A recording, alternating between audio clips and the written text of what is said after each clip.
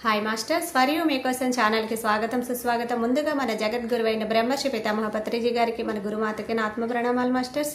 Okay masters, ప్రతిరోజు మన ఛానల్లోని ధ్యానం, స్వాధ్యాయం, సజ్జన సాంగత్యం జరుగుతుంది మాస్టర్స్. అలాగే జూమ్ సెక్షన్లో పాల్గొన్న మాస్టర్లకి, యూట్యూబ్లో చూస్తున్న మాస్టర్లకు కూడా ధన్యవాదాలు తెలుపుకుందాం. ఓకే మాస్టర్స్, ఈరోజు మన ఛానల్కి సీనియర్ పిరమిడ్ మాస్టర్ గారైన జ్యోతి రెడ్డి గారు ఒరిస్సా నుంచి వచ్చారు. మేడం గారిని సాదరంగా ఆహ్వానించుకుందాం. ఈరోజు మేడం చెప్పబోయే టాపిక్ నా ధ్యాన అనుభవాలు. ఈ గొప్ప ఆత్మజ్ఞానం అందించడానికి మేడం గారికి వెల్కమ్ చెప్దాం మాస్టర్స్. నమస్తే మేడం, వెల్కమ్ మేడం. నా ఆత్మ గురువైనటువంటి బ్రహ్మర్షి పితామహ పత్రిసరికి ఆత్మ ప్రణామాలు తెలియజేసుకుంటున్నాను. అలాగే ఈ for you channel YouTube channel వారికి, ఇంకా ఈ గ్రూప్ సభ్యులందరికీ నా ఆత్మపూర్వక ప్రణామాలు తెలియజేసుకుంటున్నాను మాస్టర్స్. ముందుగా ఓం నమ శివాయతో మనం మొదలు పెడదాం మాస్టర్స్. 3 సార్లు ఓం నమ శివాయ చెప్పుకుందాము. ఓ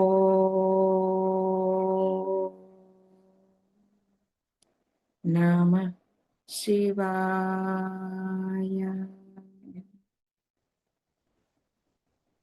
ఓ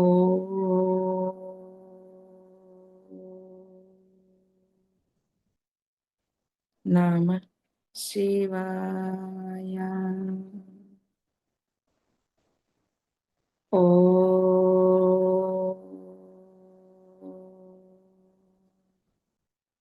నమ శివాయ.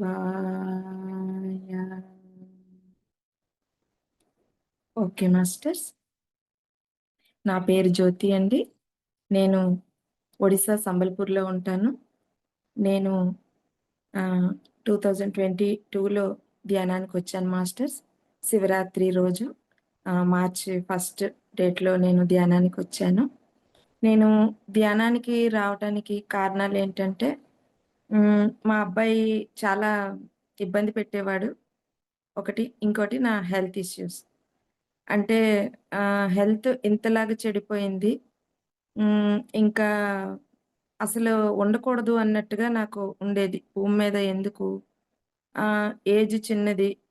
ఆహ్, కానీ ఇష్యూస్ చూస్తే చాలా ఎక్కువగా ఉన్నాయి. అందుకని ఇంకా పూర్తిగా మనసు విరిగిపోయి ఏదో అలాగా ఉండేదాన్ని. అయితే నేను పుట్టింది శ్రీకాకుళం డిస్ట్రిక్ట్ మాస్టర్స్. ఇచ్చాపురం దగ్గరలో మా ఊరు. నాకు 14+లోనే మ్యారేజ్ జరిగింది. 18 వచ్చేసరికి ఇద్దరు పిల్లలు. పాప, బాబు. 18 ఇంకా రాలేదు. 17+ అవుతుంది. మా అమ్మగారు చనిపోవడం జరిగింది. ఇంకా చాలా, చాలా బ్యాడ్ ఎక్స్‌పీరియన్స్ అది. అలాగా అయినా సరే చాలా ధైర్యంగా ఉండేదాన్ని. ఆత్మవిశ్వాసంగా ఉండేదాన్ని. ఇంకోటేంటంటే ధ్యానంలోకి రాకముందే ధర్మ మార్గంలో ఉండేవాళ్ళం. ఏదన్నా మంచి చెడు తెలిసేది. చిన్న వయసైనా అన్నీ అవగాహన ఉండేయి. అలాగా ఒక్కోటి చాలా విషయాలు దేటుకుంటా వచ్చాము. అమ్మ వాళ్ళ ఇంట్లో అన్నీ చక్కగా జరిగాయి నాకు. అంటే పెద్దగా ఉన్నవాళ్ళు కాకపోయినా నాన్న మిలిటరీలో జాబ్ చేసేవారు. మంచి ఫ్యామిలీ, ఇద్దరు అక్క చెల్లెలు మాత్రమే మేము. అలాంటిది అత్తవారింటికొచ్చేసరికి పెద్ద ఫ్యామిలీ, కొంచెం ఒడిదుడుకులు అవి ఇవి కొంచెం బాగా ఎక్కువగా ఉండేయి. నాకర్థమయ్యేది కాదు. ఎవరితో ఎలా మాట్లాడాలి? అంటే వాళ్ళు జోక్‌గా మాట్లాడుతున్నారా? లేదంటే నాకు ఇబ్బంది పెడుతున్నారా? అని కూడా నాకు తెలిసేది కాదు. నాతో నేనెక్కువగా ఉండేదాన్ని మాస్టర్స్. చిన్నప్పుడు అంటే ఏ ఒక్కరితో కాకుండా నాతో నేనే మాట్లాడుకుంటూ ఉండేదాన్ని. నాకెవరు ఫ్రెండ్స్ ఉండేవారు కాదు. నేను బాగా ముద్దు అమ్మకి.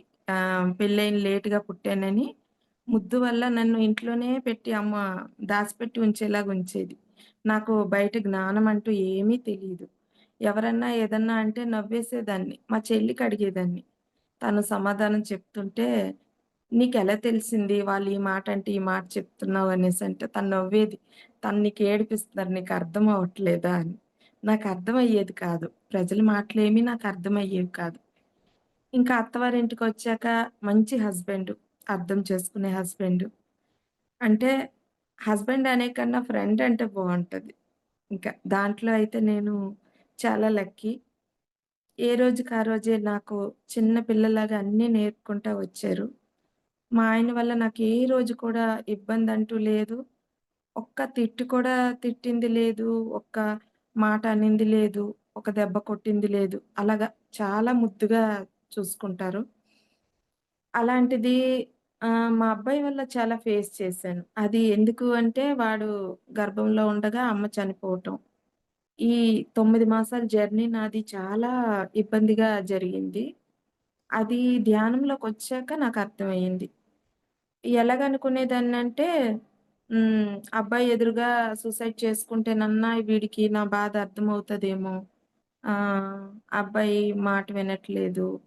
ఇంకా బాగా అల్లరి. చిన్న చితక ఏదన్నా డబ్బులెక్కడన్నా పెట్టినా తీసేసేవాడు. బాగా అల్లరి. చాలా అల్లరి. 12 సంవత్సరాలకే వాడు కారు, బైకు, లారీ, ట్రాక్టరు ఇవన్నీ అప్పటి నుండి స్టార్ట్ చేశాడు. 15 వచ్చేసరికి బాగా అన్నీ నేర్చేసుకున్నాడు. బయట నాలెడ్జ్ చాలా ఉంది కానీ చదువు విషయంలో కొంచెం డల్లు. అయితే నేను యాక్సెప్ట్ చేయలేకపోయేదాన్ని ఇవన్నీని. ఏంటి ఒక్కగానొక్క అబ్బాయి కదా! ఆహ్, సమాజానికి నేను ఎలాంటి పిల్లోడినిస్తున్నాను అని ఎక్కువగా దిగులుగా ఉండేదాన్ని. అలాంటి టైంలోని ధ్యానం ఎలా పరిచయం అంటే నాకు L4, L5 ప్రాబ్లమ్ కూడా వచ్చింది. అది ఎంత సీరియస్‌గా అయిందంటే, ఇంకా లాస్ట్ టైము మార్చ్‌లో నేను మెడిటేషన్‌కొచ్చాను. జనవరి లాస్ట్‌లోని నేను ఊరెళ్ళవలసొచ్చింది. ఆ జర్నీలోని మా అబ్బాయి ఇంకా అక్కడ కార్ అది లేకపోవటం వల్ల, బైక్‌లో తిరగటం వల్ల చాలా ఇష్యూస్ ఫేస్ చేశాను. అక్కడి నుండొచ్చాక నా పరిస్థితి ఎలాగయిందంటే, ఇంకా ఒక 10 నిమిషాలు కూడా కూర్చొని భోజనం చేసినంత సేపు కూడా కూర్చోలేకపోయేదాన్ని. ఆహ్, పడుకో పడుకొని ఉండాలి. ఇంకా ఇంటి పని నేనొక్కదాన్నే చేసుకోవాలి. అప్పుడు అమ్మాయి ఉండేది. అమ్మాయికి మేలోని మ్యారేజ్ ఫిక్స్ చేశాం. నా పరిస్థితి జనవరి లాస్ట్ వరకు ఇలా తయారయింది. ఉండేది 2014 నుంచి బ్యాక్ పెయిన్ ఉండేది. యోగాలు అవి చేసేదాన్ని. నార్మల్‌గా తగ్గించుకున్నాను. పని వరకు చేసేదాన్ని. ఒక పని చేయటం, కొంతసేపు రెస్ట్ తీసుకుంటాం. మళ్ళీ ఇంకేదో అయితే చేయటం, మిగిలిన పనులు పక్కన పెట్టేయటం. అలాగా నా జర్నీ సాగుతా ఉండింది. అయితే ఇంక లాస్ట్‌కి మా అమ్మాయి అన్నది, "అమ్మ ఎలాగైతే అలాగా నాకు పెళ్లయిపోయి ఎళ్ళిపోయాక నీ పరిస్థితేంటి? ఎంత ఇంటిని అందరిని చూసుకోవాలంటే నువ్వు జాగ్రత్తగా ఉండాలి కదా!" అంటే ఇంకా మా వారేమో పెళ్లయిపోయాక ఇంకా ఆపరేషన్ చేయించేస్తాను అన్నట్టుగా అనుకున్నారు. ఈలోపే నాకు సీమ మేడంది ఒక ధ్యాన అనుభవాలు వీడియో ఒకటి కనిపిచ్చింది. కనిపిచ్చాక నేను ఇంకా దాంట్లోని 6 నెలలుగా నేను అందరి ధ్యానానుభవాలు వినేదాన్ని. వంట చేసుకుంటా అన్నీని. అందులో ఫస్ట్ వీడియో పత్రి సార్‌ది విన్నాను. ఎవరబ్బా ఈయన? ఆహ్, ఆయన ఆయనకేదిష్టం అవన్నీ మేడం అడుగుతున్నారు. ఆయన చెప్తున్నారు. అయితే ఈయన్నెప్పుడు చూడలేదే. ఈయనెవరైనా రాజకీయ నాయకులా? లేదంటే ఫేమస్ అయిన వాళ్ళా? ఎవరు ఈయన అంటూ నాకు తెలియలేదు. అయితే ఇంక సీమా మేడము ఇంటర్‌వ్యూస్ చూసాక, పత్రి సారు ఆహ్, ఇంక పక్కన పెట్టి, ఇంక సీమా మేడంకి ఫ్యాన్ అయిపోయాను. అప్పటిదాకా నేను గురువని కానీ ఏమి నాకు తెలీదు. అయితే 6 మాసాలుగా నేను చూడటమే మొదలుపెట్టాను. ఇంక నేను ధ్యానంలోకి రాలేదు. నాకు నాన్ వెజ్ అంటే బాగా ఇష్టం. అయితే నేను నాన్ వెజ్ గురించి బాగా చెప్పేవారు దాంట్లో. కానీ ధ్యానం చెయ్యాలి అంటే నాన్ వెజ్ మానాలి. ఇది మన పనయ్యేది కాదు గదా! అనేసి పక్కన పెట్టేసేది. కానీ ధ్యాన అనుభవాలు వినాలంటే మహా ఇష్టం. ఇంకా వింటూ ఇంకా లాస్ట్‌కి ఎలా పరిస్థితొచ్చిందంటే హ్మ్. ధ్యానం చెయ్యాలా? నాన్ వెజ్ మానాలా? ఇంకా మా అబ్బాయి కోసం చనిపోవాలా? బతకాలా? ఇలాగ ఆప్షన్స్ పెట్టుకున్నాను. బతికితే బతకాలి. కానీ హెల్త్ ఇష్యూస్‌తో ఇలా బాధపడుతూ బతకూడదు. చక్కగా బతకాలి అని ఒక నిర్ణయం తీసుకున్నాను. నాన్ వెజ్ గొప్ప, ధ్యానం గొప్ప అంటే ధ్యానమే గొప్ప అనిపిచ్చింది. అయితే నాన్ వెజ్ వద్దనిపిచ్చింది. అది అక్కడే నిర్ణయం తీసుకున్నాక మా వారికి చెప్పాను. నేను ఆపరేషన్ చేయించుకోను. ఫస్ట్ డెసిజన్ తీసుకున్నాక చెప్పేసాను. నేను ఆపరేషన్ చేయించుకోను. నేను ధ్యానం చేయాలనుకుంటున్నాను. ధ్యానం చేసి నేను తగ్గించుకుంటాను. చాలామంది తగ్గించుకున్నారు కదా! నేను తగ్గించుకుంటాను. ధ్యానంలో ఏబీసీడీ కూడా నాకప్పుడు తెలీదు. అయితే ఇన్ని వీడియోస్ చూసినా ధ్యానం ఎలాగ చేయాలంటూ నాకు తెలియలేదు. మేడము ప్రతి ఒక్క వీడియోలో కింద క్లిక్ చేస్తే ధ్యానం చేసే విధానం ఉంటుంది. కానీ నాలెడ్జ్ లేదు. యూట్యూబ్ ఆన్ చేయటమే పెద్ద గొప్ప కింద ఉండేది నాకు. అలాంటిది నాకేమి ఏబీసీడీ ఏమీ తెలీదు. అయితే ఇంకా సరే అని చెప్పి ప్రియా చౌదరి మేడం ద్వారాగా నేను ఆమె ధ్యానం గురించి క్లాస్ పెట్టారు. క్లాసెస్ పెడితే జాయిన్ అయ్యాను. జాయిన్ అయ్యి ధ్యానం చక్కగా తెలుసుకొని, ఇంకా ఆమె చెప్పిన వీడియోకి నేను డౌన్‌లోడ్ చేసుకొని నేను 41 డేస్ అంటే నాకు అది కూడా చెప్పలేదు. 41 డేస్ చెయ్యాలి అని కూడా నాకు తెలీదు అప్పటికి. మేడం ఏం చెప్పారంటే 11 డేస్ చెయ్యండి అని చెప్పారు. 11 డేస్ చేసి చూడండి మీ లైఫ్ మారిపోద్ది అనేసి. ఓహ్! 11 డేసే కదా! చేసేద్దాంలే అనుకోని ఇంకా దూకేసాను. దూకేసాక 11 డేస్ అయిపోయింది. 12 రోజు ఇంట్లో నాన్ వెజ్ తింటావా అమ్మ అంటే 21 డేస్ చేస్తానని చెప్పాను.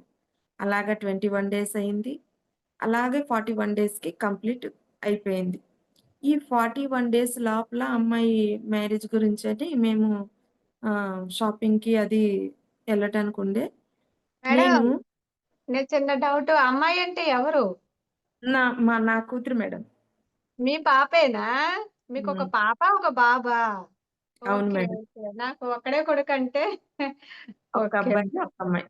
ఓకే. అయితే ఇంకా మేము షాపింగ్‌కెళ్ళాము. 10 మినిట్స్ కూడా నడవలేని నేను, అప్పటి వరకు నేను ఎలాగ ధ్యానం చేశానంటే, ఇంకా ధ్యానమే సర్వస్వం అయిపోయింది.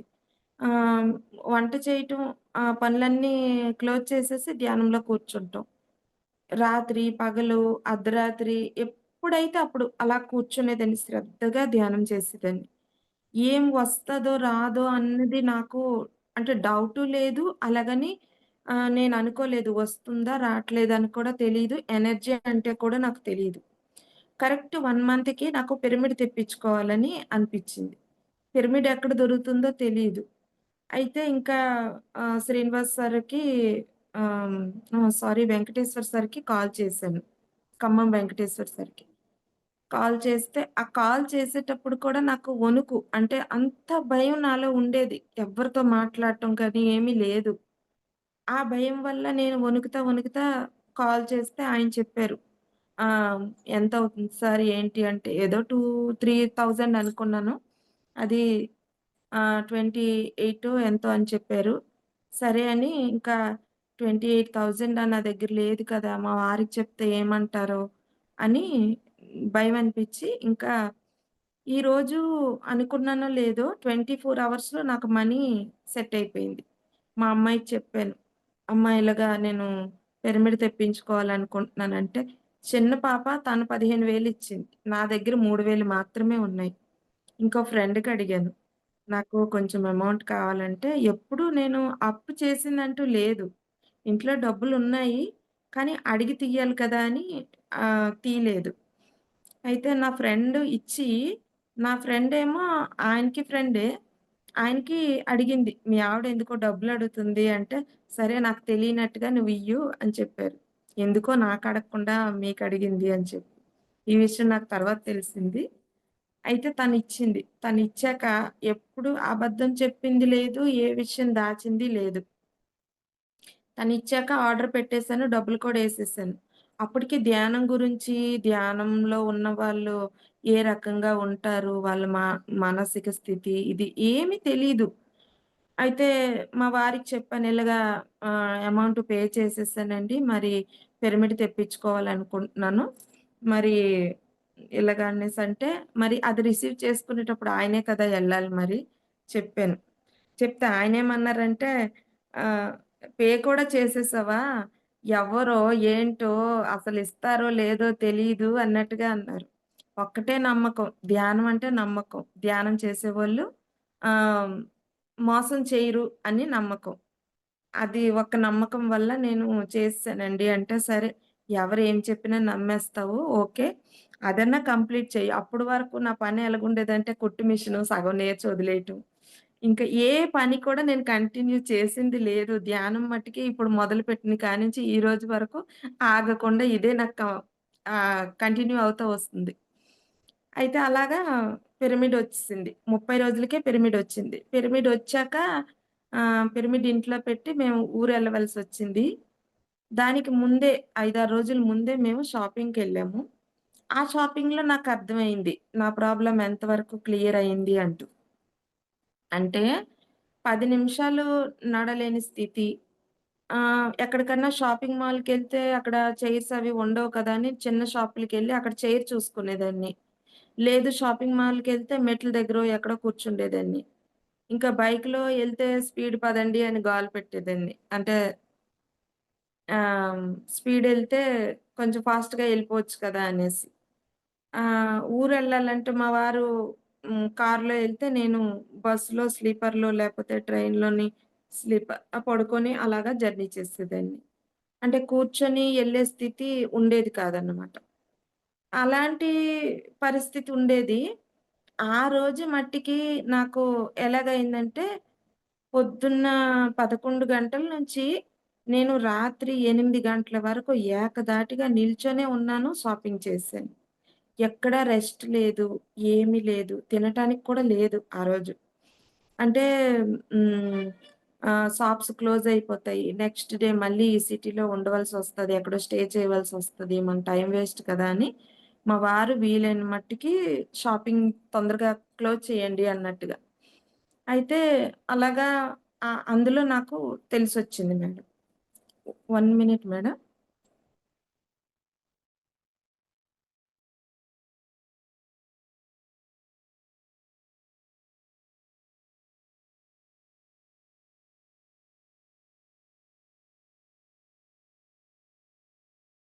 Sorry masters. అయితే ఆ రోజు నాకు తెలిసొచ్చింది. అంటే నేను ధ్యానం వల్ల ఇంత ఎనర్జీని తీసుకున్నాను అని. ఎనర్జీ అని కూడా తెలీదు. అయితే పిరమిడొచ్చాక ఆయనేం చేశారంటే కూర్చోమని చెప్పారు. కూర్చోమని చెప్తే కూర్చున్నాను. అప్పటికి పిరమిడ్ అంటే తెలీదు కదా! ఆయనేమన్నారంటే, "కూర్చోండి మేడం ఎనర్జీ చూడండి ఎలాగొస్తుందో" అనేసి అడిగారు. అడిగితే అప్పుడు తెచ్చిచ్చేవారు. ఇప్పుడు పార్సెల్ పంపిస్తున్నారు. అయితే కూర్చుంటే అందులో ఏమి ఎనర్జీ నాకు తెలియలేదు. అయితే ఎనర్జీ అంటున్నారు. ఈ ఎనర్జీ ఎలాగుంటదో తెలీదు కదా! ఈయనకిప్పుడు ఏమని చెప్పననేసి తెలియట్లేదండి అని చెప్పాను. చెప్తే ఆహ్, రావటం మొదలైంది మేడం. మరి అది మెల్లగా మెల్లగా మీకే అర్థమవుతది. అంటే ఏమో ఏంటో ఈళ్ళేదో అంటున్నారన్నట్టుగా ఓకేలే అన్నట్టుగా పెట్టేసాను. కానీ పిరమిడ్ అంటే ఇష్టం ఉంది మనసులో. ఆ రోజే ప్రయాణం పెట్టుకున్నాం. ఆయనొచ్చి పిరమిడ్ ఇంట్లో అప్పచెప్పారు. నెక్స్ట్ డే మార్నింగ్ మేము ప్రయాణంలో ఎళ్ళాలి. ఆయన అటు పంపించి మేమిటు ఊరికెళ్ళాం. బరంపూర్ దగ్గరలో ఉంటుంది. బోర్డర్‌లోని. ఊరికెళ్ళాం. ఊరికెళ్ళేటప్పటికి నాకు ఆ జర్నీ డిఫరెంట్‌గా అనిపిచ్చింది మేడం. అంటే అప్పటిదాకా మనం మొక్కల్ని అన్నింటిని మనతో పాటే ఉన్నా, మనం గమనించకుండా అలాగా జర్నీలో ఉంటాము. అప్పుడు నాకప్పుడే పుట్టిన అమ్మాయి ఎలాగైతే అంత ఆనందంగా ఉంటుందో, ఆ ఫీలు నేను అనుభవించాను. అంటే వసంత ఋతువులు కదా! అప్పుడు చిన్న చిన్న చిగుర్లు మేమెళ్ళే జర్నీలు కూడా అడవన్నమాట. అడవి, కొండలు, మంచి మొక్కలు, గ్రీనరీ బావుంటుంది. అయితే అలాగా మేము ఆ జర్నీని నేను చాలా బాగా ఎంజాయ్ చేశాను. అక్కడక్కడ ఆగి ఫోటోస్ తీసుకుంటాం. ఇప్పటిదాకా నేను ఇవన్నీ ఎక్కడ మిస్ అయ్యాను అంటూ. అప్పటి వరకు నాకు ఏమీ తెలీదు. ఏదో ఉన్నాము అంతే ఇంక. అయితే నాలో నేను మాత్రం మాట్లాడుకునేదాన్ని. ఆహ్, మొక్కలతో మాట్లాడేదాన్ని గానీ అంత అటాచ్‌మెంట్ ఉండేది కాదు. అలాంటిది ఆ రోజు నాకర్థమైంది. అంటే ధ్యానంలోకొచ్చాక ఎంత కొత్తదనమా అంటూ. అమ్మాయి మ్యారేజ్‌కి కూడా మేడం మీరు చెప్తే నమ్మరు. అక్కడ ఊర్లోని ఇల్లు అది సదుపాయంగా లేదు. అలాంటిది ప్రతి ఒక్కటి నాకు ఒక ఐడియా ఇచ్చి అన్నీ నోట్ చేసుకునేదాన్ని. ఎవరికేం పెట్టాలి? అమ్మాయికి ఏమేం కొనిపెట్టాలి? ఆహ్, చిన్న ఏజే కానీ ఎవ్వరు సపోర్ట్ లేరు. నేను ఒక్కదాన్నే చూడాలి. నేను మా వారికి చెప్తే ఆయన ఫాలో అయ్యే మనిషి. ఆయనంటే ఆయనకి ఇవన్నీ తెలీదు కదా! అనేసి. అలాగా అన్నీ ప్రతి ఒక్కటి ఏ టు జెడ్ ఏ విషయంలో కూడా కొరత లేకుండా, ఒక్క విషయంలో కూడా ఇటు అటు కాకుండా చక్కగా అన్నీ ఏర్పాట్లు చేసుకుంటూ మ్యారేజ్ కంప్లీట్ చేసుకుంటూ వచ్చాము. ఈ 41 డేస్ లోపలే మా తోటికోడలు వాళ్ళ అబ్బాయి మ్యారేజ్ కూడా ఒకేసారి ఇద్దరు మ్యారేజులు. ఒక 15 రోజుల గ్యాప్‌లో. అయినా నేను మానలేదు. అర్ధరాత్రి 12 వరకు పనున్నా 12 గంటల వరకు ఆ పనులు ముగించుకొని కనీసం ఒక పావుగంటన్నా ఈ రోజుకి ఎంతే నాకు కలిగింది అన్నట్టుగా ధ్యానం చేసుకొని పడుకునేదాన్ని. మళ్ళీ మార్నింగ్ లెగిసేటప్పుడు ఒక పావుగంట, అరగంట ధ్యానం చేసి మళ్ళీ లెగిసేదాన్ని. అలాగా ఆ ధ్యానం 41 డేస్ కంప్లీట్ చేశాను. అక్కడి నుంచి ఏ రోజైతే ధ్యానంలోకొచ్చానో, అక్కడి నుంచి నేను ఇంక నాన్ వెజ్ ముట్టుకోలేదు. ఇంకా దానికి ముందు సంవత్సరం ముందు, సంవత్సరంన్నర ముందు మా అమ్మాయి ఫస్ట్ మా ఇంట్లో వెజిటేరియన్‌గా మారారు.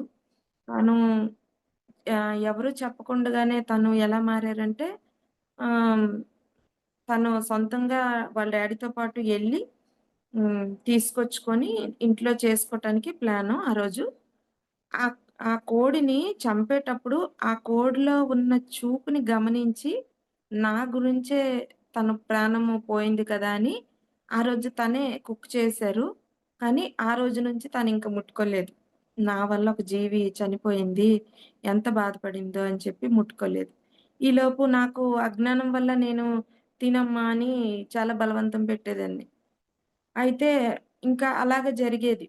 జరిగాక దానికి ముందు ధ్యానంలోకి రాకముందు ఎలాగుండేదంటే నా పరిస్థితి రోడ్డు దాటాలంటే ఒకరి సపోర్ట్ ఉండాలి. నాకు వణుకొస్తది రోడ్డు దాటాలంటేనే. నేను స్టక్ అయ్యి నిల్చుండిపోతాను. ఆ వెహికల్స్ అవి చూసి నాకు చాలా భయం ఉండేది. ఇంకోటి భోజనాలు ఎక్కడన్నా ఆహ్, ఇలాగుంటే పెళ్ళిళ్ళకి అలాగెళ్తే నాకు నేను ఇన్‌సెక్యూర్ ఫీల్ అయ్యేదాన్ని. నేను అందంగా లేను. వాళ్ళందరితో నేను సరిపోను. ఆహ్, నాలో ఒక లోన్‌లీనెస్ ఎక్కువుండేది. నేను బాగోనేమో, ఆహ్, వాళ్ళందరూ చూడు ఎంత అందంగా ఉన్నారో. అంటే అలాగా ఫీలయ్యేదాన్ని. అంటే నాకు నేనెప్పుడు చూసుకోలేదు. అలాగా నేను సగమాకలితోనే వచ్చేసేదాన్ని. ఎప్పుడు కూడా కడుపు నిండా భోంచేసింది కూడా లేదు. అంత భయం. ఎవరిలో కన్నా ఎళ్ళాలంటే భయమేసేది. మా వారెవరైనా ఉంటేనే ఎళ్ళేదాన్ని. గమ్మునెళ్లి గమ్మున అలాగొచ్చేసేదాన్ని. ఎవరితో కలిసి జర్నీ అంటూ ఉండేది కాదు. మేమున్న ఎన్వైర్న్‌మెంట్ కూడా ఎలాగంటే నేచరే ఉంటుంది. ఇప్పుడిప్పుడు ఒక హ్మ్. 10 ఇళ్ళు వరకు ఉంటాయి. ఇప్పుడు కూడా నేచర్‌లోనే ఉన్నాము. సిటీకి దూరంగా ఉంటాము. ఒక 15 కిలోమీటర్లు అలాగ దూరంగా ఉంటాము. కాబట్టి నాకు జనాల్లో ఎలాగుండాలి అంటూ తెలీదు. చిన్న వయసులో మ్యారేజయ్యాక జస్ట్ ఇక్కడికొచ్చేసాక ఇంకా ఇక్కడ సెటిల్ అయిపోయాము. అలాంటిది నేను చాలా క్లాసెస్ డబ్బులు కట్టుకొని జాయిన్ అయ్యాను కొన్నని. పౌర్ణమి ధ్యానాలు అవి ఇవి కొంచెం బాగా అమౌంట్ ఇచ్చేసాను. మేనిఫెస్టేషన్ ఎలా చేసుకోవాలి, ఇంకా హోపోనోపో ప్రేయరు ఇవి. ఇంకా చాలా వరకు నేర్చుకున్నాను నాలెడ్జ్. అంటే న్యూమరాలజిస్టు నంబర్స్ ద్వారాగా చాలా వరకు. ఏంజెల్స్ కమ్యూనికేషన్ ఎలాగా ఇవన్నీని. అయితే మేనిఫెస్టేషన్‌లో నేను ఎప్పటికప్పుడే నేను నాకేం కావాలో అది నేను చేసుకుంటాను చక్కగా. కానీ ఏంటంటే నాకు డబ్బులు కట్టుకొని ఎళ్ళటం ఇష్టం అనిపించలేదు. అయితే నేను పత్రి సార్‌ని చాలా సార్లు అడిగాను. పత్రి సారు బాడీ వెకేట్ అయ్యాక నాకు తెలీదు. పత్రి సారు భూమి మీద ఉన్నారో లేరో అని కూడా తెలీదు ధ్యానంలోకొచ్చాక. తర్వాతకి చూసుకుంటలేదు పత్రి సార్‌కి బాలేదు. ఇంకా పీఎంసీ తెలిసింది కదా! ఛానెల్. ఇక పత్రి సార్ బాలేదు అన్నట్టుగా తెలిసింది. దాని తర్వాత పత్రి సార్‌కన్నాను. మీరేమో ధ్యానం పరిచయం చేసేమో మీరు చక్కగా ఎళ్ళిపోయారు. ఇప్పుడు నాకు దిక్కెవరు? ఈ ఒడిస్సాలో ఎవరున్నారో ఏంటో నాకు తెలీదు. మరి నాకు కూడా క్లాసెస్‌కి జాయిన్ అవ్వాలనుంది. ఈళ్ళందరూ ఎక్కడున్నారు? భూమి మీదే కదా ఉన్నారు. వీళ్ళందరికీ నేనెలాగా కలిసేది అని నేను థాట్ పెట్టుకున్నాను. నాకు మంచి మాస్టర్స్‌ని పరిచయం చేయండి అని.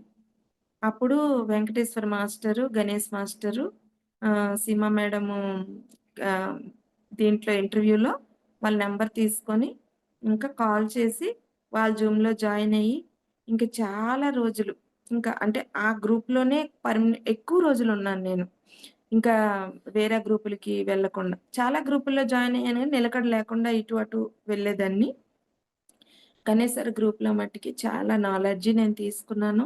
అంతకుముందు సార్ గ్రూప్‌లోకెళ్ళేటప్పటికి మాట్లాడమంటే కెమెరా ఆన్ చేయటానికి కూడా భయమనిపిచ్చేది. కెమెరా బంద్ చేసుకొని మాట్లాడేవాళ్ళం. మాట్లాడటం కూడా నోరు తెరిసేవాళ్ళం కాదు. ఏదో గమ్మునుండి అలాగా వచ్చేసేవాళ్ళం బయటికి.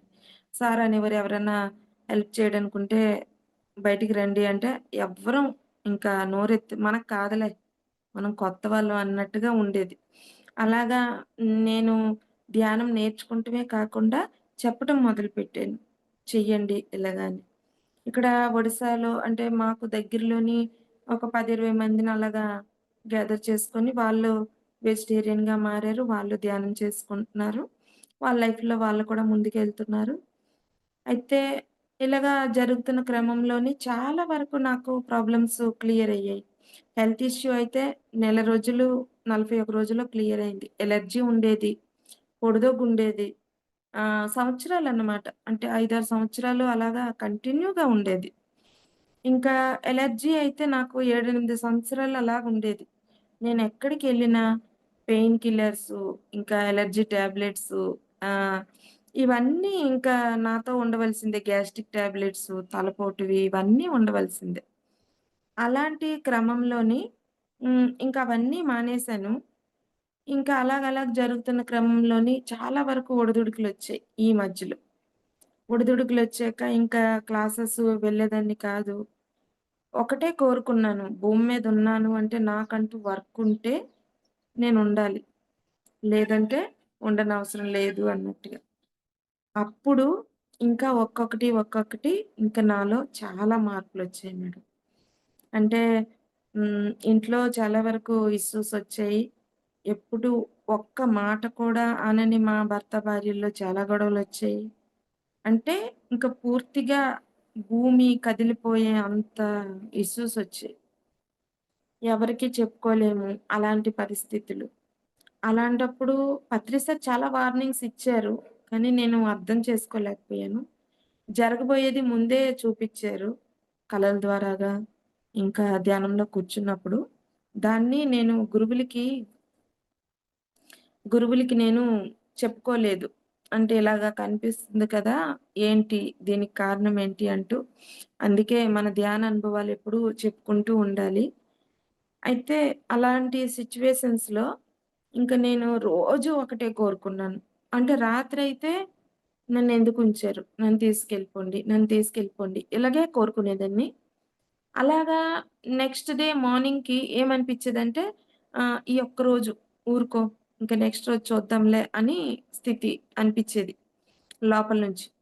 బాగా స్ట్రాంగ్‌గా అనిపిచ్చేది. ఎంత కదిలిపోవాలన్నా కదిలేదాన్ని కాదు. అంత దిమ్మలాగుండేదాన్ని. భరించుకుంటా. ఆ పొద్దున్న అవతలోకి అక్కడికి అది దేటేసేదాన్ని. అలాగే మా అమ్మాయి విషయంలో కూడా చాలా ఒడిదుడుకులొచ్చాయి. వాళ్ళకి కూడా అంటే ఇంక చాలా పెద్ద ఇష్యూసొచ్చాయి. అలాంటిది తను కూడా అంటే ధ్యానం తక్కువ, కృష్ణుడితో కనెక్టివిటీ ఎక్కువుంటది తను. అయితే నేను చెప్తే చేసేది కాదు. తనంతట తనే తనకేమనిపిస్తే అలాగ చేసుకుంటా తను కూడా బయటకొచ్చేసింది. నార్మల్ వ్యక్తులైతే ఇవి ఫేస్ చేయడం చాలా కష్టము. మాకొచ్చిన ఇష్యూస్ అయితే. ఇంకా అప్పులు ఇష్యూస్ ఉండేవి. అరకోటి వరకు అప్పుండేది. అవి అన్నీ ఆహ్, ప్రాబ్లమ్ క్లియర్ అయ్యి అయితే ఏదైతే మేము ల్యాండ్స్ అవి తీసుకునే వాళ్ళమో, ఆ ల్యాండ్స్ పక్కనే ప్లాటింగ్ చేయటం. దానికి హఠాత్తుగా మేమేదో 20, 30, 40 లాక్స్ కొంటే అది హఠాత్తుగా 2,00,00,000కి అలాగా దేటేయటం. అలాగే విశ్వం మాకు చాలా వరకు చూసుకుంటా వచ్చింది మేడం. నేను 10,000 లేని స్థితి నుంచి ఈరోజు ఏదైనా డొనేట్ చేయాలన్నా భయపడకుండా డొనేట్ చేసేస్తాను. ఆ తర్వాత మా ఆయనకి మెల్లగా చెప్పేస్తాను. ఇంగోండి ఇలాగ ఇచ్చేసాను. ఆయన కూడా అంటారు, "నువ్వేమంటావని నేనేం చెప్పలేదు. నేను కూడా ఇదిగో డొనేట్ చేశాను." అలాగా ఎవరంతట వాళ్ళు మెల్లగా చేసుకుంటూ మళ్ళీ షేర్ చేసుకోకపోతే మనం కూడా మన ఇంటిని కూడా కాపాడుకోవాలి. మనం బావుంటే మనం 10 మందికి చూసుకోగలము. అలాగా ఇద్దరము ముందుకెళ్తున్నాం మేడం. ఈ మధ్యలో ఏంటంటే ఇంకా కొత్తగా మా వారు కూడా ముందు చెప్పేదాన్ని ధ్యానం చేయమని, చేసేవారు కాదు. నేను వెజిటేరియన్‌గా మారిన 2, 3 మంత్స్‌కే మా వారు మారిపోయారు. దాని తర్వాత సంవత్సరం అయ్యాక ధ్యానంలోకొచ్చి సంవత్సరం అయ్యాక నేను కడతాలొచ్చాను. కడతాలొచ్చి తిరిగొచ్చేటప్పటికి మా అబ్బాయి అంటే వాడు మారటం మిరాకిల్ అన్నమాట. అంటే చిన్న పిల్లలు కదా! మారటం కష్టం. ఆ అబ్బాయి ఇంకా అక్కడి నుంచి రావటమే అక్కడ ముస్లిమ్స్ వాళ్ళెక్కువ కదా! వాళ్ళు స్కూటీస్ మీద అవి తీసుకెళ్ళటం చూసి వాడు అసహ్యించుకున్నాడు. మనం పూజించే ఆవుల్ని చూడు వాళ్ళెలాగా చేస్తున్నారు అని. నేను ఒకే మాట అన్నాను. వాళ్ళు మనం పూజించే ఆవుల్ని తింటున్నారని నువ్వు బాధపడుతున్నావు. మనం చేసేది కూడా అదే కదా! కోళ్ళని, మేకల్ని తింటున్నాం కదా! అని చెప్పాను. అక్కడి నుండొచ్చాక కేఎఫ్‌సీ ఇంకెంతలాగా తినేసేవాడో వాడు. అలాంటిది ఇంకా వెంటనే స్ట్రక్ అయ్యి కడతాల నుంచి రాగానే ఇంట్లో ఎగ్స్ ఉంటే వాడి కోసమని చేసేదాన్ని. ఆ ఎగ్స్‌ని తీసుకెళ్ళి వాడి చేతులతో వాడే పారేసాడు. పారేసి ఆ రోజు నుంచి ఈ రోజు వరకు వాడు ముట్టుకోలేదు. ఇంత మొండిగా ఉండే అబ్బాయి అంటే తలకి నూనె రాయాలన్నా దగ్గరికొచ్చి అమ్మ నూనె రాయు అన్న స్థితి కూడా ఉండేది కాదు. మా మధ్యలో బాండింగ్ అంతా వరస్ట్‌గా ఉండేది. అలాంటి అబ్బాయి ఎవరన్నా అమ్మ, కొడుకులు ఎక్కడికన్నా ఎళ్తే నేను చూసి ఆనందించేదాన్ని. ఈళ్ళెంత ప్రేమగా ఉంటున్నారు. ఇదే వయసు కదా! మా అబ్బాయిది కూడాని. నాకెప్పుడు దేవుడు ఈ అవకాశం ఇస్తది అన్నట్టుగాని. దాని తర్వాత నేను ధ్యానంలోకొచ్చాక చాలా మంది గురువుల్ని కలవటం జరిగింది. అందరూ ఒకే మాట అనేవారు. ధ్యానం చెయ్యి, ధ్యానం చెయ్యి అని. ధ్యానం నేను చేస్తే మా అబ్బాయి ఎలా మారిపోతాడు అని నాకు డౌట్ ఉండేది. దాని తర్వాత దాన్ని కూడా నేను ధ్యానం చేస్తూ, చేస్తూ ఒకరోజు నాకు ధ్యానంలో అనిపిచ్చింది. "నువ్వు మీ అబ్బాయిని మారట్లేదు, మారట్లేదు అంటున్నావు కదా! మరి నువ్వేదంటున్నావో అది నీకు జరుగుతుంది కదా!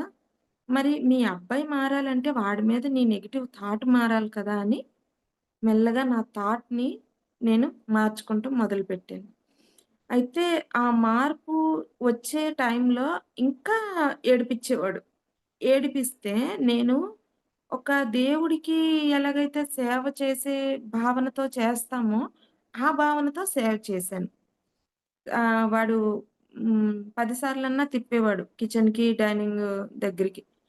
అలాగా ఆ! ఓకే. ఓకే. ఓకే. అనుకుంటూ వాడికి శ్రద్ధగా వండి పెట్టి అలాగా అబ్బాయి మారిపోయాడు. మారిపోయాక ఇప్పుడు ఎక్కడికన్నా వెళ్దామంటే చాలు. ఎళ్ళేదాకా ఇంకెక్కడికెళ్ళకుండా మమ్మీ పద, మమ్మీ పద అని తీసుకెళ్తాడు. నాతో చాలా ఫ్రెండ్లీగా ఉంటాడు. ఇంకోటేంటంటే డబ్బులివ్వకపోతే "నువ్వు డబ్బులివ్వవులే" అని అనేవాడు. వాళ్ళ డ్యాడీ దగ్గర అడిగి తీసుకునేవాడు. కానీ ఇప్పుడేంటంటే డబ్బులివ్వకపోయినా నేనివ్వకపోయినా మా అబ్బాయి నాతో ప్రేమగా ఉంటాడు అని పెట్టుకుంటాను. అప్పుడప్పుడు నాకనిపిస్తది. అవును. చిన్నోడు కదా! వాడికి అవసరం కదా! అని ప్రేమగా ఇస్తే మళ్ళీ ఫోను చేసి అడుగుతాడు. "ఏంటి మమ్మీ డబ్బులిచ్చావు ఈరోజు? ఏంటి ఏమైనా పనుందా?" అని అడుగుతాడు.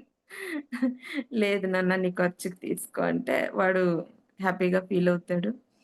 అలాగా మేడం ఒక్కొక్కటి, ఒక్కొక్కటి మాలో మార్పులొచ్చాయి. ఇప్పుడు మా వారు ధ్యానంలోకొచ్చి ఈ 41 డేస్ అంటే నిన్నటికి కంప్లీట్ అయింది 41 డేస్. మేము నేనెవరికన్నా ధ్యానం చెప్పడానికెళ్ళాలి అని నాకు లోపల నుంచి బాగా ఆతృత చాలా ఎక్కువైపోయింది. ఇంకా మన పని చేసేవాళ్ళు మాది వ్యవసాయ కుటుంబం కాబట్టి పనిచేసే వాళ్ళుంటారు. వాళ్ళ దగ్గరికెళ్ళి చెప్తానంటే మా వారనేవారు, "ముందు నువ్వు చేసుకో. వాళ్ళేం వింటారు? వాళ్ళు తాగటం, తినటం తప్ప వాళ్ళకేమి తెలీదు కదా!" అని ఆయన అడ్డుపడేవారు. అలాంటిది ఒకరోజు నాకనిపిచ్చింది, ఇంకా మనకి ఒక రూముంది కదా! ఆ రూమ్ మేము ధ్యానానికి వాడుకోవచ్చా అన్నట్టుగా. గణేష్ సార్ చెప్పేవారు. అంటే, "అమ్మ సెంటర్ ఏదన్నా పెట్టుకోండి. 10 మందికి ధ్యానం చెప్పుకోండి. రోజు ఎళ్లి కొంతసేపు టైం అందులో స్పెండ్ చేయండి" అని. అయితే నేను అంగీకరించేదాన్ని కాదు లోపల నుంచి. నాకెక్కడవుతది? నా వల్ల అవుతదా? నేను నాకు లాంగ్వేజ్ కూడా ఒడిస్సా కదా! ఒడియా లాంగ్వేజ్ సరిగ్గా తెలీదు. అయితే నేను మాట్లాడగలనా? అని నాకుండేది. కానీ విశ్వంకి ఎప్పుడైతే కోరుకున్నానో, గురువుగారికి ఎప్పుడైతే కోరుకున్నానో, నేనంటూ ఉన్నానంటే ఇంక నా కోసం నేను బతకటం కాదు. నేను 10 మంది కోసం బతకాలి. అయితేనే నన్నుంచండి. లేపోతే తీసుకెళ్ళిపోండి అన్నట్టుగా. అప్పటినుంచి నాలో మార్పులు, థాట్ పవరు మారటం, ఇంకా ఏదనుకుంటే అది జరగటం. ఇంకా అంటే ప్రతీదీ ఆలోచించి ముందుకు అడుగేయవలసొస్తుంది. అలాగని టెస్ట్‌లు కూడా ఆ రేంజ్‌లోనే ఉంటున్నాయి. ఇంకా అవన్నీ ఫేస్ చేసుకుంటూ ఇప్పుడు మా వారు సరే వాడుకుంటానంటున్నారు కదా! వాడుకోండని చెప్పి ఇంకా అక్కడికి కొన్ని రోజులు పోయాక పిరమిడ్డు ఇంట్లో ఉంటే నా ఒక్కదానికే కదా ఉపయోగపడతది. అక్కడికి తీసుకెళ్తే 10 మంది వాడుకుంటారు కదా! అని చెప్పి నాది 2/2 మెర్కబా పిరమిడు అక్కడికి తీసుకెళ్ళటం జరిగింది. మా ఫ్రెండ్స్ అన్నారు, "కొంచెం గురువుగారిని అడగకపోయావా? ఆహ్, మరి తీసుకెళ్తున్నావు కదా!" అంటే ఒక్కటే ఆలోచించాను పాజిటివ్. నాకు ఒకవేళ పాజిటివ్ జరిగింది అంటే 10 మందికి జరగాలి. 10 మందికి మంచి జరిగిందంటే ఆటోమేటిక్ నాకు మంచి జరుగుతది అన్నట్టుగా నేనక్కడ తీసుకెళ్ళి పెట్టటం మేడం అక్కడ కూడా చాలా మార్పులొచ్చాయి. హీలింగ్స్ అవుతున్నాయి. 41 డేస్‌లో. చాలా మంది మిరాకిల్సే చెప్తున్నారు. నాకిలాగా ఒకామైతే హ్మ్. అంటే ఈ తొడవ దగ్గర నుంచి కాలు వరకు తాళ్ళతో కట్టుకొని పొలంకెళ్ళే ఆవిడనమాట. అంటే బాగా పెద్దావిడ. చేయకపోతే జరగని పరిస్థితి. ఏ రోజైతే ధ్యానంలోకొచ్చారో అక్కడికి 10 డేస్‌లోనో, 11 డేస్‌లోనో ఆమెకి ఇంకా తాళ్ళు గొడవ లేకుండా అయిపోయింది.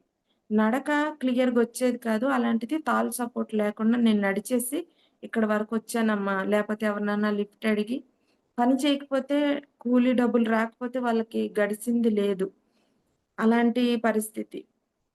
అలాంటి వాళ్ళందరికీ గ్యాదర్ చేసుకొని ఈ 41 డేస్ అనకముందే ఇది నేను కమిట్ అవ్వలేదు. గురువులు సడెన్‌గా నా నోటి నుంచి అలాగా వచ్చేసింది. పౌర్ణమికి, అమావాస్యకి ధ్యానాలు పెట్టుకుందాము, భోజనాలు పెట్టుకుందాము అన్నట్టుగా నేను ఆహ్, మా గ్రూప్‌లో చెప్పాను. అయితే ఓకే అనుకున్నాము. నెక్స్ట్ ఏమో ఫస్ట్ మొదలు పెడుతున్నాం కాబట్టి ఎవరినన్నా గురువుని పిలుచుకుందాం అని చెప్పి సరస్వతి మేడం అని ఆహ్, మాకు కంచీలి ఆహ్, పలాస దాటాక కంచీలి అక్కడుంటారు. ఆ మేడంని ఫోను చేస్తే దాని ముందు రోజే సంబల్పూర్ ఎళ్ళాలి అన్నట్టుగా అనుకున్నారంట. అయితే దాని నెక్స్ట్ రోజు పిలుపొచ్చేసరికి సడెన్‌గా 1 అవర్‌లో ఆమె అంటే డెసిషన్ తీసుకుంటాం. నెక్స్ట్ డే రాత్రి ఎక్కటం, మార్నింగ్ ఇక్కడ దిగటం, క్లాస్ అయిపోయింది. అన్నీ అయిపోయాయి. అక్కడి నుంచి జనాలు బాగా పట్టుకున్నారు ధ్యానాన్ని. ఇప్పుడు ఒక 40 మెంబర్స్, 50 మెంబర్స్ వరకు ఇంట్లో కొంతమంది. అక్కడైతే సెంటర్‌కైతే ఒక 25 మంది వరకు, అలాగా 15 మంది వరకు ఒక్కొక్క రోజు అలాగొచ్చి ధ్యానం కంటిన్యూ అయ్యింది. అయితే పౌర్ణమికి, అమావాస్యకి ఇలాగా ఏదో టిఫిన్స్ అని, భోజనాలని పెట్టుకొని రన్ చేసుకుంటున్నాము. అయితే నిన్న ఒక అమ్మాయొచ్చి మా వారికడిగింది. ఇది మీరు ఏ పర్పస్‌లో కట్టిచ్చారు అని. ఆ గది కూడా కట్టిచ్చేటప్పుడు ఎప్పుడూ 10/10 అయితే ఏదో స్టోర్ రూమ్‌కి, వ్యవసాయం సామాన్లు పెట్టుకోటానికి కట్టిచ్చేవారు. అది ఎందుకు కట్టిచ్చారో తెలీదు. 20/20 కట్టిచ్చారు. అయితే కింద మన స్టోర్ రూమ్ అనుకునే దానికి కింద టైల్స్ ఎందుకో తెలీదు. అంటే గురువులు ముందు నుంచి అది ఐడియా ఉందేమో. అయితే టైల్స్ ఎయిస్తానన్నారు. ఎందుకండి టైల్సు స్టోర్ రూమ్‌కి అంటే, లేదు నాకు టైల్స్ ఎయించాలనిపిస్తుందనేసి ఎయిచ్చారు. నిన్న ఒక అమ్మాయొచ్చి అడుగుతుంది. అంకుల్ ఇది ఏ పర్పస్‌లో కట్టిచ్చారంటే, తెలీదమ్మా. నేను అలాగే కట్టిచ్చాను అంటే, ఇప్పుడు ఇది సరిపోతుందా ధ్యానానికి? తర్వాత జనాలెక్కువవుతారు కదా! మరేంటి నెక్స్ట్ ప్లాను అని అడుగుతుంది. నాకైతే పత్రిసారే అడిగారేమో అనిపిచ్చింది. ఆమ్ ఆమె నోటి మాట. అయితే ఇప్పుడు మా వారేంటంటే ప్రతిరోజు నేను డల్ అయినా, ఆయన డల్ అవ్వకుండా ప్రతిరోజు టయానికి నడువని తీసుకెళ్ళి నన్నక్కడ దింపి, ఆయన కూడా చిన్న పిల్లల్లాగా కూర్చొని ధ్యానం చేసుకుంటూ 41 డేస్ ఆయనే కంప్లీట్ చేశారు. నాకన్నా ఇప్పుడు ఆయనే బాగా ఆహ్, నైట్ అయితే నైటు, మార్నింగ్ అయితే మార్నింగ్ చక్కగా కూర్చొని ధ్యానం చేసుకుంటారు. మా అమ్మాయి కూడా ధ్యానం చేస్తది మేడం. తనకి బోలెడన్ని ఎక్స్‌పీరియన్సెస్ ఉన్నాయి. తను చిన్నతనం నుంచే ధ్యానం అంటే బాగా ఇంట్రెస్టు. అంటే తెలీదు. ధ్యానం అని తెలీదు. కానీ కూర్చుంటే వన్ సిట్టింగ్‌లో 3 అవర్స్ కూర్చుంటది తను. ఇంకా హాస్టల్ ట్రావెలింగు ఇంకా అవన్నీ ఇంకా తనకి బాగా ఇదయ్యేవి. ఇప్పుడు మనం ఏదైతే మిర్రర్ వర్కు, ఇంకా ఏదైనా నెగెటివ్ థాట్స్ ఉంటే పేపర్ మీద రాసి చించేసేయండి, వాటర్‌కి ఇవ్వండి, ఆహ్, ఫైర్‌కివ్వండి అని ఇవన్నీ తాను ఏ క్లాసులు ఏమి అప్పుడు ఫోన్స్ కూడా ఉండేవి కాదు. ఏమీ లేకుండగానే తనని ఒక్కొక్కటి అడిగితే తన దగ్గర ఎంత నేర్చుకోవడానికి ఉందో చెప్తది. లేదు నా అంతట నాకే వచ్చేది అని. ఇంకా ఏ రోజన్నా నేను మాట కొంచెం అటు ఇటుగా మాట్లాడినా, "అమ్మా" అని వెంటనే గైడ్ చేసి చెప్తది. మేమింక మాట్లాడుకుంటే సత్సంగం తప్ప ఇంకా ఏమీ ఉండదు. అంటే మా లైఫుల్ని వణికిచ్చేసే అంత ఇష్యూస్ వచ్చినా, నిలబడుతూ మా ఇంటిని కూడా మేము నిలబెట్టుకోగలిసాము. ఇంకొకటేంటంటే నేను, నేను అందంగా లేనేమో అన్న భావన నాలో చాలా ఉండేది. అయితే నా ఫ్రెండు నన్ను బాగా గైడ్ చేసేవారు. ఇప్పుడు మన జిమ్‌లో ఉన్నారు లక్ష్మి గారు. ఆమె గైడెన్స్ వల్ల అప్పుడు నాకర్థమైంది. ఓహో! నేను కూడా అందంగా ఉన్నానా? 10 మందిలో నిలబడే ఇది నాకు కూడా ఉందా అని. అలాంటిది మేడం నేను ఈ జూమ్ క్లాసెస్‌కెళ్ళటం, మంచి ఫ్రెండ్సు, నాకు ఈ ఎన్వైర్న్‌మెంట్, మంచి భర్త, మంచి పిల్లలు, నా లైఫు చాలా బావుంది. ఆహ్, నాకు దొరికిన లైఫు నేను నాతో పాటు సరిపెట్టుకోకుండా ఇప్పుడు 10 మంది కోసం నేను ఒక్క అడుగు ముందుకేసాను మేడం. మేడం అని ఆమె ద్వారాగా నేను హోపోనోపో ప్రేయర్ నేర్చుకున్నాను. మనీని ఎలా మేనిఫెస్ట్ చేయాలి, గోల్డ్‌ని ఎలాగ తెచ్చుకోవాలి, ఇంకా మనము మనల్ని మనం ఫస్ట్ ప్రేమించుకోవాలి.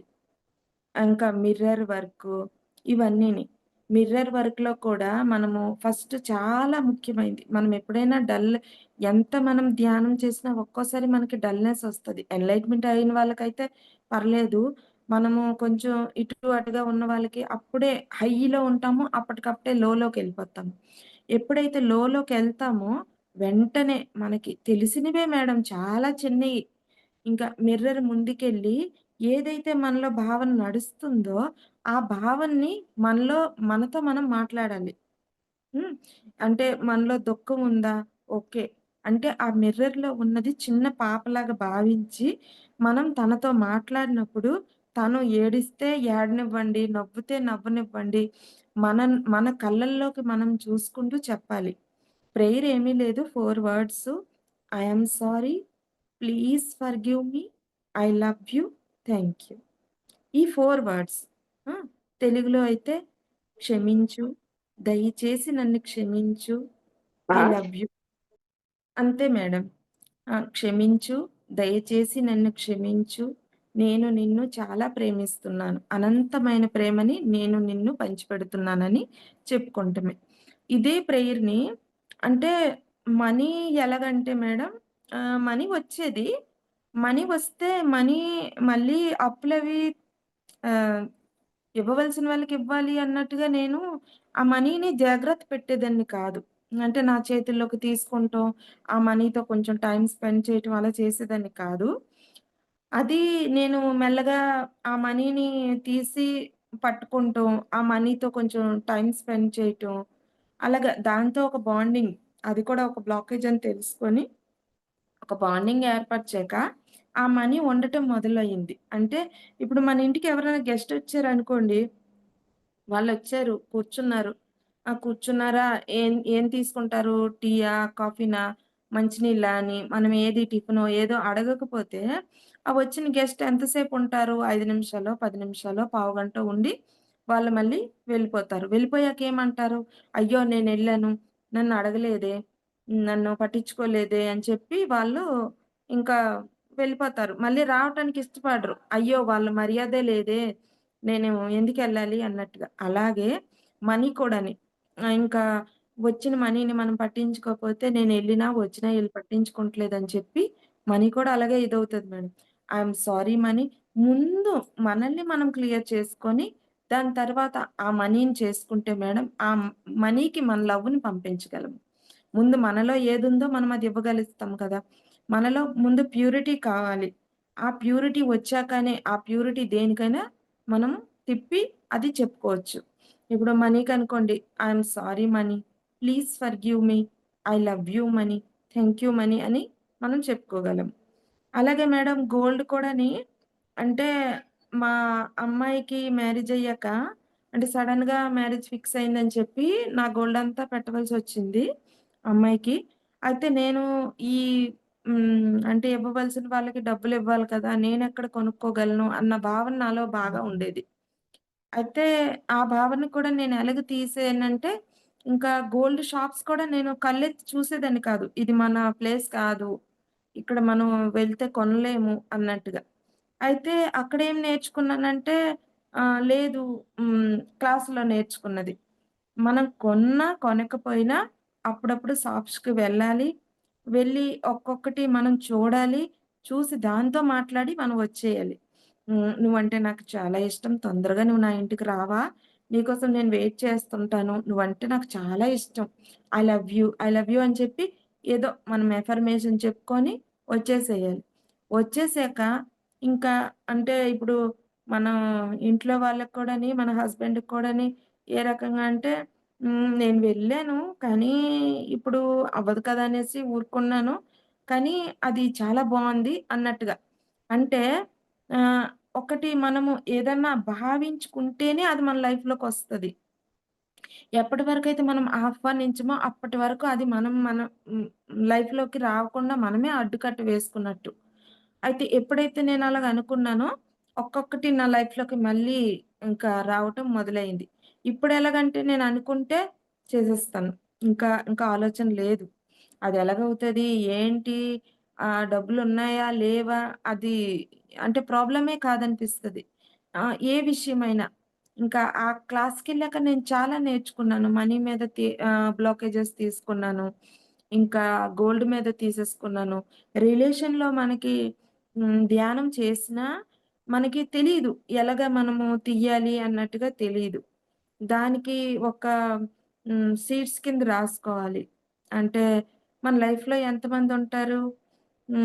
చిన్నప్పటి నుంచి లెక్కేసుకుంటే చిన్నప్పుడు ఫ్రెండ్సు, అమ్మ, నాన్న ఫ్యామిలీ, ఇంకా అంటే ఓన్ మన ఫ్యామిలీ. అమ్మ, నాన్న, అక్క చెల్లెలు, మనం. ఇంకా నాన్నమ్మ వాళ్ళ ఫ్యామిలీ. అంటే పెదనాన్న, పెద్దమ్మ, మేనత్తలు వాళ్ళ ఫ్యామిలీ. ఇంకొకటి హ్మ్, మనం పెళ్ళయ్యాక మన ఫ్యామిలీ మళ్ళీని. అంటే నేను, నా భర్త, నా పిల్లలు, అత్తయ్య, మామయ్య. ఇంకా అత్తవారి ఫ్యామిలీ. అంటే తోటికోడళ్ళు, బావగారులు, ఆడపడుచులు వీళ్ళు. ఇంకా, ఇంకా ఏంటంటే పెద్దయ్యాక స్కూల్ ఫ్రెండ్సు, ఇంకా కొంచెం పెళ్ళయ్యాక రిలేషన్‌లో ఉన్న వాళ్ళ ఫ్రెండ్సు ఇలాగ. ఇంకా మన లైఫ్‌లో ఉన్న వాళ్ళ సర్కిల్ అంతా ఇంతే ఉంటుంది. హ్మ్. ఇంకా ఇంతకు మించి ఏమీ ఉండదు. అలాగా మనం ప్రతి ఒక్కరిది అంటే ఇప్పుడు మన అమ్మ వాళ్ళది కూడాని. అంటే మేనత్తలు, మేనమామలు, అమ్మమ్మ, తాతయ్య, ఇంకా వాళ్ళ పిల్లలు. చిన్నప్పుడు ఇప్పుడు మా మేనమామల పిల్లలు ఏదో ఒక టైంలో చిన్న చిన్న ఇష్యూస్ కూడా వస్తుంటాయి ఫ్యామిలీ అన్నాక. అవన్నీ మనకి బ్లాకేజెస్‌గా ఉండిపోతాయి లైఫ్‌లోని. చిన్న మాటన్నా ఇప్పుడు మీరు 25 సంవత్సరాలు అవ్వనివ్వండి, 50 సంవత్సరాలు అవ్వనివ్వండి, నాకు చిన్నప్పుడు మా మామయ్య ఈ మాట అన్నారు. నాకు బాగా గుర్తుండిపోయింది. నేను ఈ విషయం గురించి బాధపడ్డాను. మీకు అది మీలోని పాతుకుపోయి అది బ్లాకేజ్‌గా మీకలాగా ఉండిపోయి ఉంటుంది. అయితే ఈ లిస్ట్ రాయటం వల్ల మనకి ఒక క్లారిటీ వస్తుంది. ఎంతమంది మన ఫ్యామిలీలో ఉన్నారు? వీళ్ళలోని మనల్ని ఎంతమంది బాధపెట్టారు? మనం ఎంతమందిని బాధపెట్టాము? అది. అలాగా మనం క్షమించటం, అవతలి వాళ్ళని క్షమించేసేయటం. ఇది. ఒక్కొక్కరిని 11 టైమ్స్ రోజు అంటే ఒక లిస్ట్ తీసుకుంటే మన ఫ్యామిలీ అమ్మ, నాన్న, నేను, చెల్లి అలాగా నానమ్మ. ఇంకా పెదనాన్న, పెద్దమ్మ అలాగా ఒక్కొక్క లిస్టు తీసుకొని అది హోపోనోపో చెప్పుకుంటూ అది ఒక 11 డేసో లేకపోతే 21 డేసో కంప్లీట్‌గా చేసుకుంటే దాంట్లోని చాలా వరకు బ్లాకేజెస్ మనవి కంప్లీట్‌గా క్లోజ్ అయిపోతాయి. అలాగా నేను మా మామయ్య వాళ్ళతోని మా అబ్బాయి పుట్టినప్పటి నుంచి ఇప్పటి వరకు అంటే 17 ఇయర్స్, 18 ఇయర్స్ వరకు మేము మాట్లాడుకున్నది లేదు. రిలేషన్ పూర్తిగా కంప్లీట్‌గా క్లోజ్ అయిపోయింది. అలాంటి సిట్యుయేషన్స్‌లోని నేను ఒప్పనొప్పకు జాయిన్ అయ్యాను. జాయిన్ అయ్యాక నేను జాయిన్ అయిన కొన్ని రోజులకే వాళ్ళు మాతో కలవటం, మేము వెళ్లి మాట్లాడటం ఇంకా అంటే మనకి అటాచ్‌మెంటు అవసరం లేదంతా, డిటాచ్‌మెంటు అవసరం లేదు. అలాగని వాళ్ళ మీద బ్లాకేజెస్ పెట్టుకొని ముందుకెళ్ళటం కూడా అవసరం లేదు. అది వాళ్ళకి కాదు మనకే బ్లాకేజ్ అని అర్థమయ్యి ఇంకా అది కూడా మొత్తం క్లియర్ చేసుకున్నాను. అయితే ఇప్పుడు ఏ రోజన్నా చిన్నగా అంటే ఇంట్లో పెద్దవాళ్ళుంటారు. వాళ్ళేదన్నా ఒక మాట అన్నా, అనుకున్న ఒక్కసారి ఇంకా గాడ్‌కి ప్రేయర్ చేసుకుంటే అక్కడికది వెంటనే ఇదవుతది. మళ్ళీ మన థాట్ పవర్‌తో మనం క్రియేట్ చేసుకునేదాకా ప్రాబ్లమ్ ఉండదు. దాన్ని పెన్నుతో లిస్ట్ రాసేసి రబ్బర్‌తో చెరిపేదాన్ని. ఆహ్, హ్మ్. అంటే ఇప్పుడు నన్ను నేను కూడాని అంటే నా మీద కూడా నేను ఎన్నో పెట్టుకొనుంటాను కదా! నువ్విలాగా, నువ్వలగా, నువ్వు మాట్లాడలేవు, నువ్వు బయటికి వెళ్ళలేవు. ఇలాగా అది కూడా మనకు మనం కూడా అయితే లిస్ట్ రాసుకున్నాక బ్లూ పెన్‌తో రాసుకొని రబ్బర్‌కి కూడా హోపోనోపో చెప్పుకోవాలి. అది కూడా నెగెటివ్ వస్తువులు కూడా మనం చెప్పే మాటల్ని తీసుకుంటాయి కదా! అలాగా రబ్బర్‌కి కూడా చెప్పుకొని, పెన్నుకి కూడా చెప్పుకొని, పేపర్‌కి కూడా చెప్పుకొని ముందు రాసుకోవాలి. రాసుకొని డ్యూ డ్యూ డ్రాప్స్ అనేసి రాసేదాన్ని. అంటే అది ఐస్ గడ్డలాగా కరిగిపోతుంది అన్నట్టుగా. హ్మ్. అది చెప్పుకొని ఇంకా 11 సార్లు చెరిపేదాన్ని.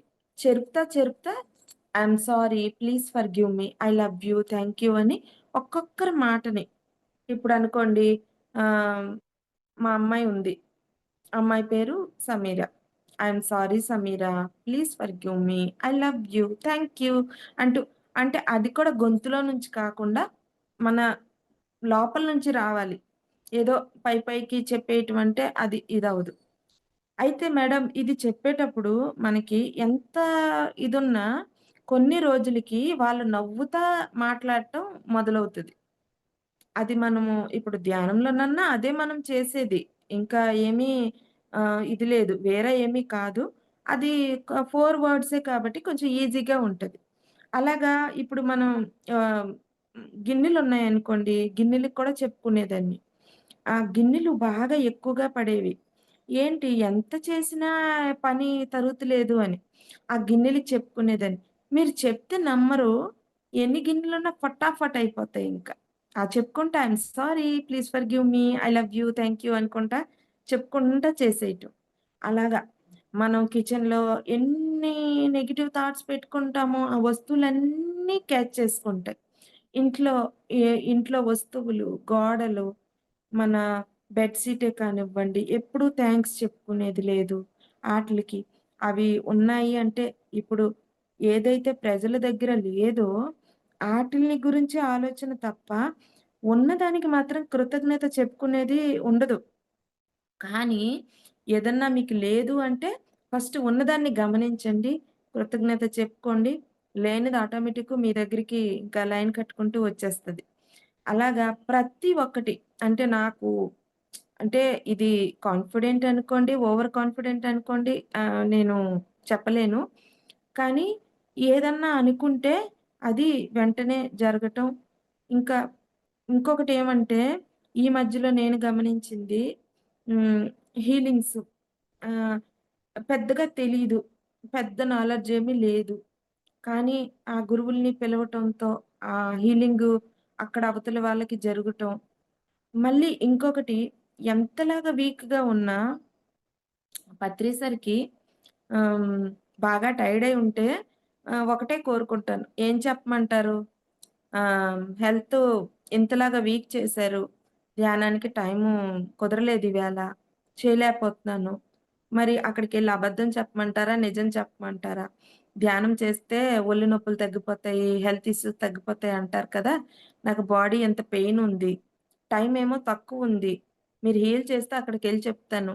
లేదంటే లేదు అనేసంటే, ఆ 15, 20 నిమిషాలు, అరగంటలోని శుభ్రంగా నీట్‌గా ఇదైపోయి అంటే ఆహ్, కూర్చుంటే చక్కగా ఎనర్జీ రావటం. ఆ పావుగంట ఎంత తక్కువ టైముంది. ఈ టైంలో మీరేం చేస్తారో చేసుకోండి. అక్కడికెళ్ళి ఏం చెప్పమంటారు? నోటి నుంచి మాట రావాలి కదా! అనంటే అలాగా పత్రి సార్ చూసుకుంటారు. ఇంకోటి అక్కడికెళ్ళాక కూడాని పత్రి సార్ నాకేమో ఏమీ తెలీదు. ఈళ్ళేమో నాకేదో తెలుసనుకుంటున్నారు. నాకేమీ తెలీదు. మీరు చూసుకోండి. ఈళ్ళు రావాలా? వద్దా? అది మీ చేతుల్లోనే ఉందంటే ఇక పత్రి సార్ చూసుకుంటున్నారు. అలాగా గురువుల సహకారం అంతా చక్కగా జరుగుతుంది మేడం. అంటే తెలుసుకున్నది చాలా తక్కువ. ఇంకా తెలుసుకోవాల్సింది చాలా ఉంది. అలాగా ఒక్కొక్కటి జరుగుతుంది మేడం.